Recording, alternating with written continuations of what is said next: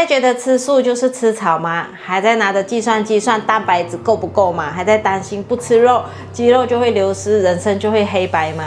甚至觉得素食就是那种充满豆腥味、口感软烂、让人提不起劲的修行餐。各位，请把这些刻板印象通通丢到垃圾桶里面去。在这种物价飞涨，连鸡蛋都要精打细算的年代，今天要教大家一个厨房的黑科技料理。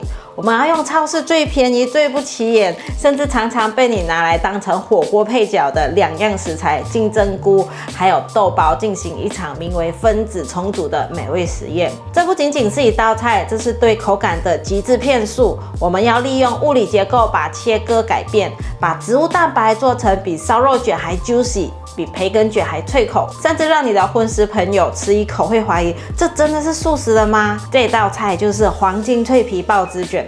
无论你想省钱、想增肌减脂，还是单纯想在餐桌上露一手让人跌破眼镜的功夫，这支影片你绝对不能转台。准备好了吗？黑科技厨房准备要开火了。首先，我们进入最重要的备料工程。很多人觉得素食不好吃，是因为你切错了。今天我们要像外科医师一样处理食材。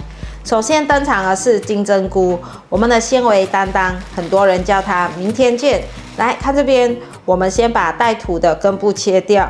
接下来是重点，不要整把用，我们要把它从中间1分为2，切成2段。尾部这个部分，很多人觉得粘在一起很难处理就丢了，错了，这是宝藏。我们用手把它撕开，你看这个撕开的纹理是不是很像鸡肉丝？这就是我们要模拟肉感的第一步。金针菇放入盘中。第2位选手是香菇，这是我们的鲜味来源。把香菇切成条状，香菇梗不要丢掉，这可是素食界的羊肉调口感。我们把梗切成细条状，这里面的纤维最有嚼劲。香菇伞盖的部分，我们切成薄片。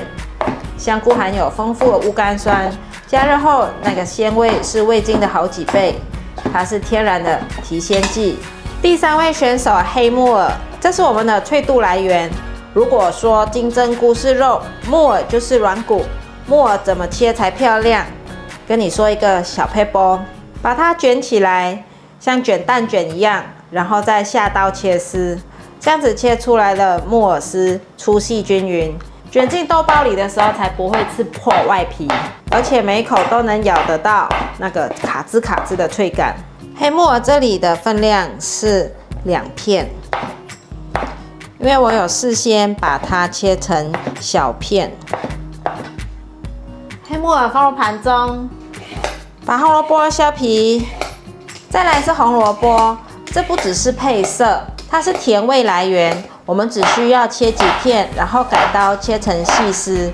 红萝卜经过油炒会释放天然的甜味，可以中和豆制品可能有的涩味，它是这道菜隐形的工程。小条的红萝卜我用半条切片，切成细丝、细条状。红萝卜放到盘中，把香菜切成碎状。第5位就是香菜，我知道有人爱有人恨，但相信我，在这里它是灵魂。我们把它切成小段。如果你真的痛恨香菜，也可以用芹菜珠来代替，但香菜那种特殊的挥发性香气，能瞬间把这道菜的等级拉高。香菜放入盘中。最后是我们的外皮生豆包，你可以到市场买这种湿的，没有炸过的，它非常的娇嫩。拿出来的时候要温柔一点，把它轻轻的摊开。你看这层层叠叠的豆皮结构，这就是为什么它能吸汤汁，能像千层派一样有层次的原因。买回来记得冷冻保存，要用再退冰。它是植物界的肌肉增长剂，高蛋白就靠它了。都备完料了，现在要进行无水浓缩炒法。开火，锅中倒入2大匙油，先下红萝卜丝。为什么呢？因为红萝卜素是脂溶性的，必须经过油的高温催化，那诱人的橘红色泽还有营养才出得来，油也会变成漂亮的橘红色。现在可以把香菇、金针菇、木耳丝全部放进来了。开始翻炒，注意听好哦，这里完全不加一滴水。很多素菜不好吃，就是因为水汽太重，导致味道稀释。我们要利用油温，把它们原本的鲜味浓缩在纤维里面。你们看，现在菇类开始变软出水，已经在收干，香气也冒出来了。这时候来加一点点白胡椒粉提鲜提香，1/4茶匙白胡椒粉，再来一点香油给它润滑一下，盐半茶匙，把所有调味料翻拌均匀，最后放入香菜。这时候锅里面的香气已经非常有厚度了。这不是普通的炒菇，这是我们的鲜味炸弹的内馅。香菜放进来，大约炒5秒就可以关火。用锅子的余温把香菜炒软。哇，这馅料已经颜色很丰富，又很香，很漂亮了。味道融合，关火起锅。现在是组装工程，摊开一片豆包，撒上一点点的胡椒盐，把刚刚炒好的内馅放到中间，取适量，不要太多也不要太少，然后给它卷紧，这里一定要卷紧。就像你在卷寿司或是卷雪茄一样，要把空气挤出来。豆包的前端比较宽，尾端比较细，我们顺着卷过去，让它紧紧包裹住内馅。这层层叠叠的豆皮，等一下吸饱汤之后，口感会介于千层面和鸡皮之间，绝对是黑科技等级的口感骗术。再来做一个。